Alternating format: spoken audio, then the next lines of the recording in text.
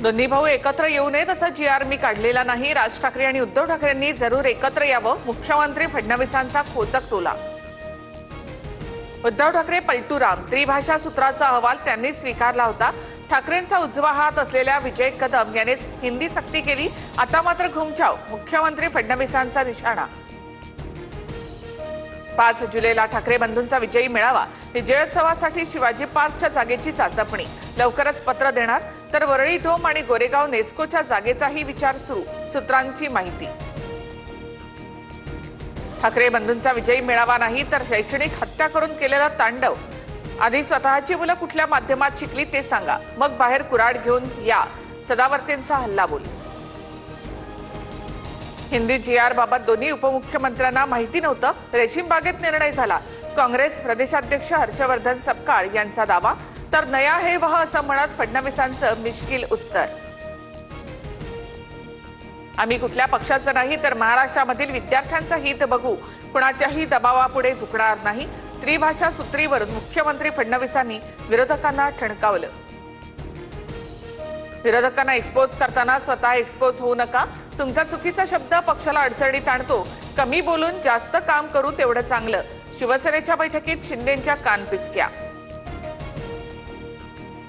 स्थानिक स्वराज्य निवडणुका स्वबळावर लढण्यासाठी काँग्रेसची चाचपणी. महाविकास आघाडी म्हणून लढलो तर तोटा होऊ शकतो पदाधिकाऱ्यांचं मत. तर 7 तारखेच्या बैठकीत निर्णय होणार. चेन्नीथलांची माहिती. तेलंगणामधील आमदार टी राजा यांचा भाजप सदस्यत्वाचा राजीनामा.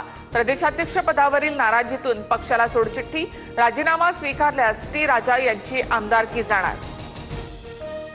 भाजपा प्रदेशाध्यक्ष पदासाठी रवींद्र चव्हाणांकडून अर्ज.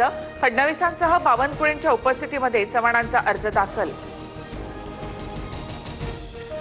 नाराजीच्या प्रश्नावर भास्कर जाधवांनी उत्तर देणं टाळलं. तर ठाकरेंच्या पक्षामध्ये बदललेल्या कार्यपद्धतीमुळे भास्कर जाधव अस्वस्थ. प्रवीण दरेकर यांचा दावा. बीड विद्यार्थिनीच्या विनयभंग प्रकरणात एसआयटी नेमावी.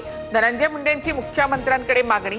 तर घटनेवेळी क्षीरसागर तिथेच होते. आरोपींचे आणि क्षीरसागर यांचे सीडीआर तपासा. मुंडेंचा आरोप. बीड विनयभंग प्रकरणातील आरोपींचे धनंजय मुंडेंसोबतचे फोटो व्हायरल. संदीप क्षीरसागर यांच्यावर आरोप केल्यानंतर मुंडेंचेच फोटो व्हायरल झाल्यानं चर्चा नावधाण.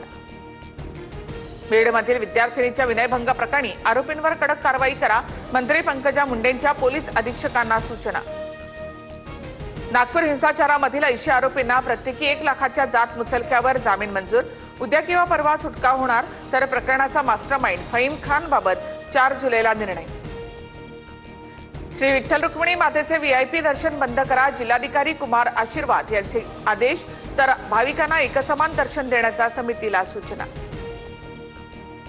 संत ज्ञानेश्वर माऊलींच्या पालखी सोहळा सोलापूरमध्ये. माळशिरस तालुक्यातील कारुंड्या इथे मुक्काम आटवून पालखी नातेपुतेमध्ये विसावणार. इंदापूरमधील बावडा ग्रामस्थांच्या वतीने तुकोबांचं भव्य दिव्य स्वागत. पालखी रथासमोर टाळ मृदंग आणि हरिनामाचा गजर. दर्शन रांगेच्या ठिकाणी पोलिसांचा चोख बंदोबस्त.